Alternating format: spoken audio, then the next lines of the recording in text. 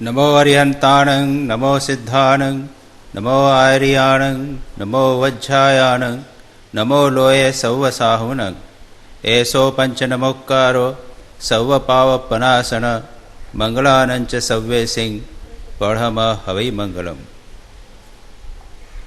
अरिहंतों को प्रणाम, सिद्धों को प्रणाम, आचार्यों को प्रणाम, उपाध्यायों को प्रणाम, सभी साधुओं को प्रणाम। ऐसा पंच प्रणाम सभी कल्याण करने वाला है और सभी विपत्तियों को दूर करने वाला है। मंच पर उपस्थित विद्वत मंडली, पूज्य सन्यासी वृंद, ब्रह्मचारी, माताओं और सज्जनों, यह जो मैंने अभी प्रणाम मंत्र बोला इसे नवकार मंत्र कहते हैं।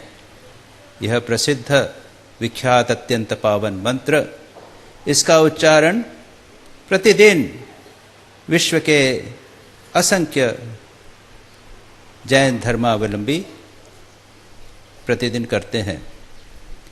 यह मंत्र अत्यंत उदार है। अरिहंत शब्द जिसने अरि को, शत्रु को जीत लिया है। स्वयं जैन शब्द का अर्थ होता है जिन से उत्पन्न होता है। जिन यानी जिसने जीत लिया है अपने रिपुओं को, आंतरिक रिपुओं को, काम क्रोध लोभ मोह इत्यादि को, और उनका जो अनुयायी है वह जैन कहलाता है। और इस दृष्टि से देखा जाए तो भगवान श्री रामकृष्ण के अनुयायी, बुद्ध के अनुयायी, ईसा मसीह के अनुयायी और इन महापुरुषों ने, इन अवतारी पुरुषों ने अपने काम क्रोध लोभादि को जीत लिया था, वे जिन थे, तो उनके सब अनुयायी भी जैन हैं। जैन धर्म एक अत्यंत उदार धर्म है। जैसा मैंने कहा, यह धर्म भगवान महावीर, ये शब्द महावीर भगवान शब्द का उपयोग भले किया जाए, लेकिन जैन धर्म ईश्वर में विश्वास नहीं करता।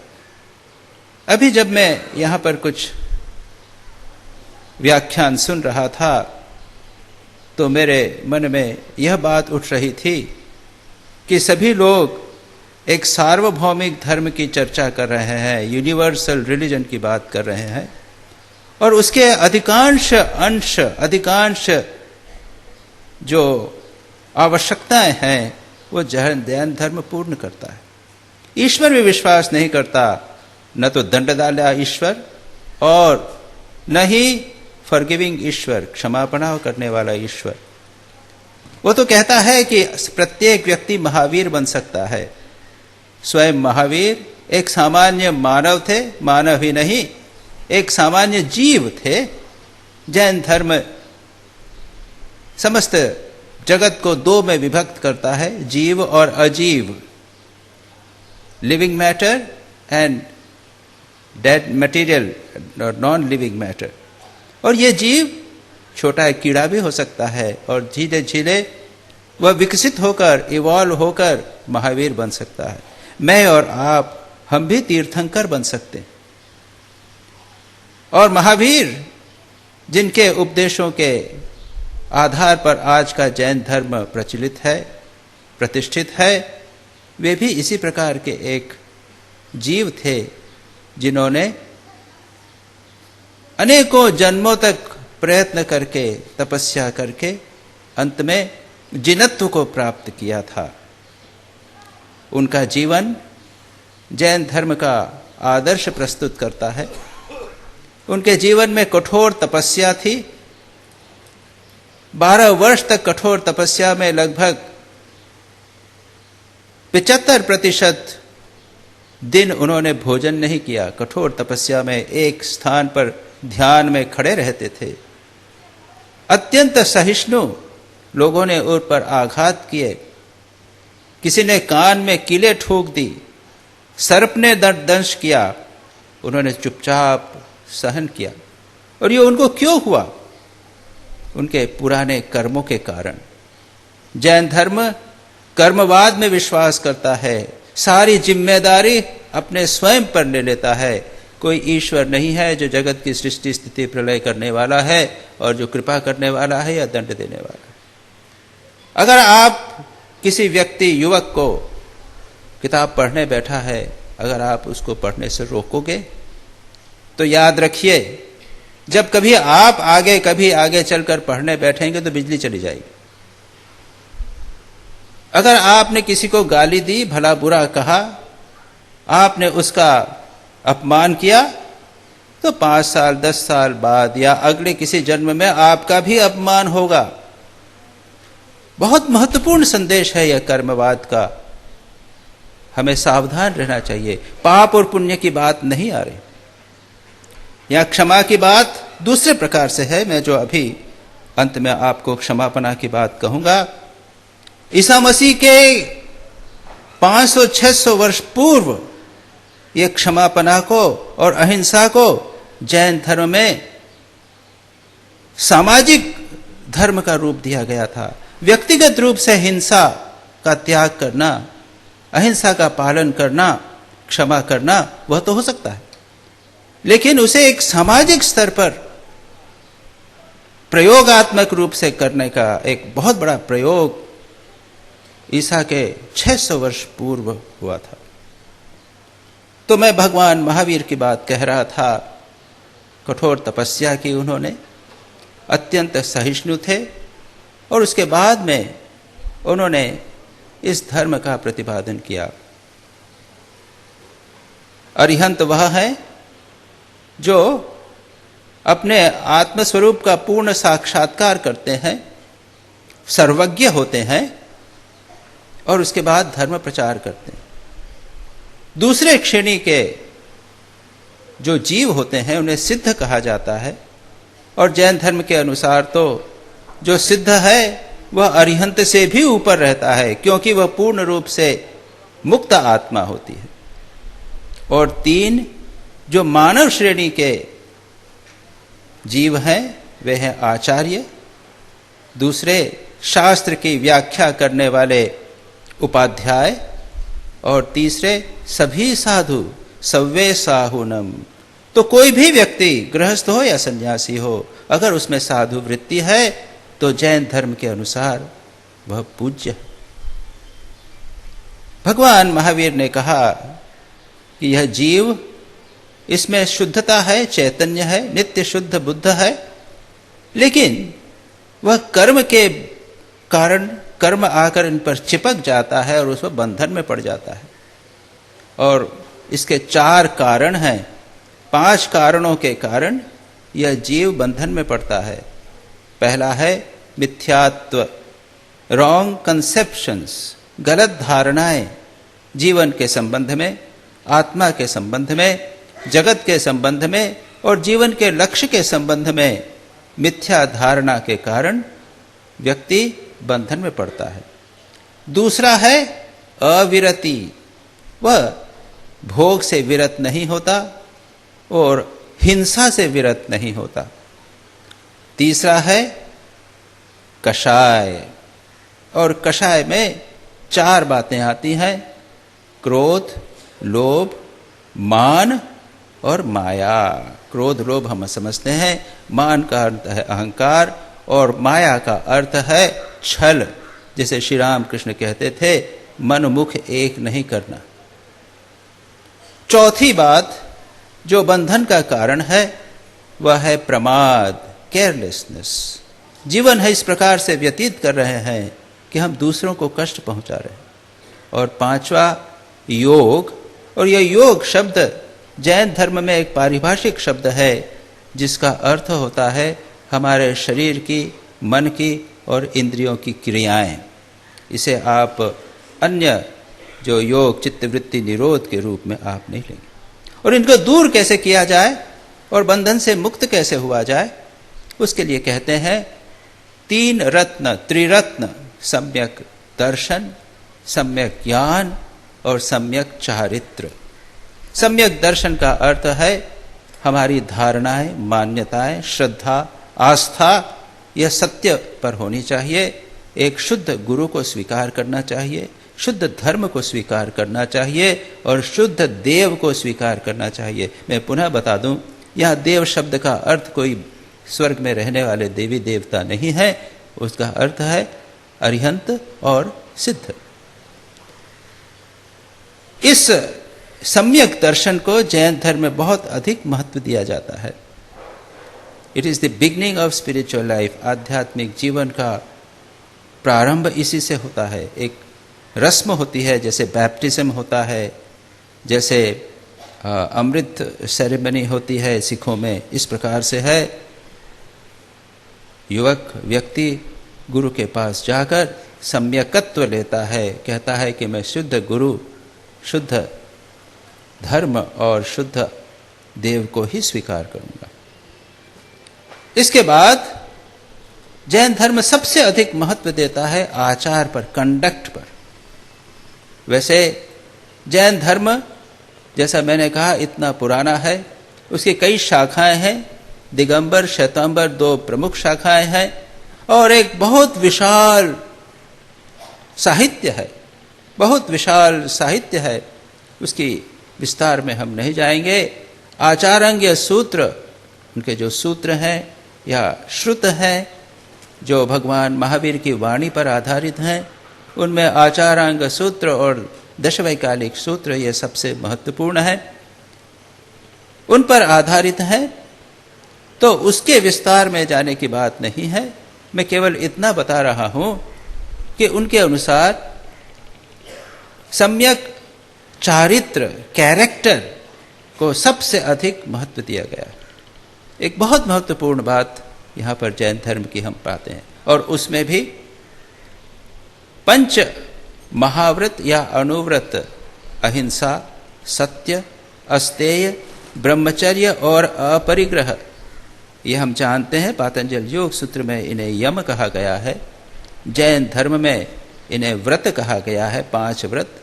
जो सन्यासी है वह मन वचन काया से इसे पूर्ण रूप से पालन करने का प्रयत्न करता है, और जो गृहस्थ है वह अपनी सीमाओं के अनुसार, अपनी परिस्थिति के अनुसार उसे आंशिक रूप में पालन करता है, और उन्हें कहते हैं अनुव्रत। और आप लोगों ने अनुव्रत आंदोलन का नाम तो सुना ही होगा। आज के युग में आचार्य तुलसी और उनके शिष्य आचार्य महाश्रवण, तेरापंथी समाज के, उन लोगों ने इसे एक बहुत पॉपुलर बनाने का प्रयत्न किया। और मुझे यह जानकर आश्चर्य हुआ है कि कई हिंदू जो जैन नहीं हैं, वे भी अनुव्रत का अपने जीवन में उतारने का प्रयत्न करते हैं। और उसमें करने में कोई बुराई क्या है? अहिंसा का पालन कीजिए। जैन धर्म में अहिंसा को सबसे अधिक महत्व दिया गया है। पातंजल योग सूत्र में भी कहा गया है अहिंसा सबसे महत्वपूर्ण यम है, और बाकी जितने हैं, सत्य अहिंसा, सत्य ब्रह्मचर्य, अपरिग्रह और अस्तेय इत्यादि, उस अहिंसा की पूर्ति के लिए है। भगवान महावीर कहते हैं जिसे तू दुख देना चाहता है वह तू ही है, जिसे तू लज्जित करना चाहता है वह तू ही है। कष्ट क्यों नहीं दें? क्योंकि जिसे हम कष्ट देंगे वस्तुतः वह मेरी ही आत्मा का एक अंग है। वैसे जैन धर्म ड्युअलिस्टिक है, आत्माओं को भिन्न मानता है, लेकिन भगवान महावीर इस बात को कहना चाहते हैं कि अगर आप उसको कष्ट देंगे तो वो कष्ट आपके ऊपर आना ही वाला है, कर्मवाद के अनुसार ही। और जैन धर्म ने इस अहिंसा के अभ्यास को कैसे इसे जीवन में उतारना, उसको विस्तार से कोडिफाई किया है, उसके अत्यंत विस्तार से गए हैं। और उसके लिए उन्होंने जीवों के 5 विभाग किए हैं। इंद्रियों के आधार पर, एक इंद्रिय वाले जिनको केवल स्पर्श है कि इंद्रिय है, दूसरी 2 इंद्रियों वाले, तीसरी 3 इंद्रियों वाले, और अंत में 5 इंद्रियों वाले जो जीव हैं, सबसे विकसित जीव हैं। लेकिन जो सन्यासी है वो तो एक इंद्रिय वाले जीव की भी मन वचन काया से कृत कारित अनुमोदित रूप से हिंसा नहीं करेगा। गृहस्थ इतना नहीं कर सकते, वो अनुव्रत का पालन करते हैं। उसी प्रकार से सभी धर्म, सभी सत्य के भी विस्तार से विभाजन है। सत्य, अहिंसा, ब्रह्मचर्य इत्यादि सभी का विस्तार से वहाँ पर वर्णन किया गया है। और इसी अहिंसा का एक ऑफशूट, उसका एक अंश है रात्रि भोजन का त्याग। इसके पीछे भाव यह है कि रात्रि में कीड़े मकोड़े निकल आते हैं और उनकी हत्या होती है, इसलिए रात्रि भोजन का त्याग। और जो ऑर्थोडॉक्स जैन हैं, रूढ़िवादी कट्टर जैन है, वो रात्रि को भोजन नहीं करते और उसे इतना महत्व दिया गया है कि इसे छठा व्रत कहा गया। और उसकी आज के युग के लिए तो बहुत आवश्यक है। अगर आप रात्रि को सूर्यास्त के बाद भोजन बंद कर देवें तो आपकी ये ब्लड प्रेशर और हार्ट डिजीज, डायबिटीज सब ठीक हो जाएगी। कई बहुत सारी प्रैक्टिकल बातें हैं, अगर हम जैन धर्म की लेवें तो उससे बहुत बड़ा लाभ हो सकता है। एक दूसरा उसका ऑफशूट है वेजिटेरियनिज्म, शाकाहारी भोजन। और आजकल के डॉक्टर लोग कहेंगे, बताएंगे कि शाकाहारी भोजन निश्चित रूप से मांसाहारी भोजन से, निरामिष भोजन आमिष भोजन से स्वास्थ्य की दृष्टि से श्रेष्ठतर। यही नहीं, कहते हैं कि अगर आप एक बकरे को काटेंगे तो उसको बढ़ाने के लिए कितनी वेजिटेबल की आवश्यकता होती है, इत्यादि सारी बात कहते हैं। इससे आगे और चलिए, जैन धर्म मानता है कि जो जल है उसमें भी प्राण है, जीव है, एक इंद्रिय जीव है, इसलिए एक बूंद भी पानी को नष्ट नहीं करना। और आज आप जानते हैं कंजर्वेशन ऑफ वाटर, ये सारी बातें। एक कण अन्न को नष्ट नहीं करना। तो जो पक्के जैन हैं भोजन करेंगे थाली में, उसके बाद थाली को पूरी तरह धो डालेंगे और उसको पानी को पी जाएंगे, बिल्कुल साफ थाली करके रखेंगे। अन्न को नष्ट नहीं किए, अन्नम न निंद्यात। और आप जानते हैं कि आज के युग में 40 से 50% लोग ऐसे हैं संसार में जिनको 1 जून पूरा खाना नहीं मिलता। ये सारी जैन धर्म की कितनी महत्वपूर्ण बातें हैं जो सामाजिक दृष्टि से अत्यंत महत्वपूर्ण है। क्षमा करें, मेरा सवन हो रहा है, पता नहीं लगा मुझे। 2 बातें कहकर मैं समाप्त करूंगा। अनेकांतवाद जैन धर्म का बहुत महत्वपूर्ण बात है। अनेकांतवाद, अनेकांतवाद का अर्थ है एक सत्य को देखने के विभिन्न दृष्टिकोण हो सकते हैं और एक दृष्टिकोण को सत्य मानना और दूसरे को सत्य नहीं मानना, यह होगा एकांतवाद। और इसी से झगड़े होते हैं। आपका दृष्टिकोण वह भी ठीक है, मेरा दृष्टिकोण वह भी ठीक है। एक सत्य को देखने के अनेक दृष्टिकोण होते हैं और यह एक सिद्धांत सर्वधर्म समन्वय का, एक साथ बंधुत्व में रहने का एक आधार बन सकता है। और जहाँ तक मैं क्षमा की बात करता हूँ, जैन धर्म में क्षमा को सबसे अधिक महत्व दिया जाता है। जैन धर्म में जो उनका जो संवत्सरी कहते हैं, ईयरली डे, 9 दिन का व्रत होता है। उसके बाद अंतिम ईयरली डे पर सभी लोग मिलते हैं, मंदिर में या उपाश्रय में जाते हैं और वहाँ पर संसार के सभी लोगों से प्रार्थना करते हैं, खमामि सर्वभूतेषु सर्वे भूता खमन्तु मे, मित्ति में सर्वभूतेषु वेरम मेन केन वी। मैं संसार के समस्त प्राणियों को क्षमा करता हूँ, मैं संसार के समस्त प्राणियों से क्षमा मांगता हूँ। मेरी किसी भी व्यक्ति से दुश्मनी नहीं है, किसी से वैर नहीं है, मैं सभी से मैत्री है मेरी। और यह बात ऑर्थोडॉक्स जैन अपनी पूजा या जिसे है वो सामायिक कहते हैं, प्रतिदिन का जो ध्यान है, उपासना है, उसके अंत में प्रतिदिन करता है। क्षमा को अत्यंत महत्व दिया गया है जैन धर्म में। अंत में एक श्लोक हेमचंद्राचार्य का बोलकर मैं अपनी बात समाप्त करूंगा। सत्वेषु मैत्री गुणेषु प्रमोदः क्लिष्टेषु जीवेषु कृपा परत्वं माध्यस्थ भावं विपरीत वृत्तो सदा ममात्मा विदधातु देव। समस्त प्राणियों से मेरे मन में मैत्री होवे, जो गुणी लोग हों उनको देखकर मुझे प्रमोद होवे, आनंद होवे, जो दुखी हों उनके प्रति मेरे हृदय में कृपा होवे, और जो मेरे से विपरीत भाव वाले हों उनके प्रति मेरा उपेक्षा का भाव होवे। धन्यवाद।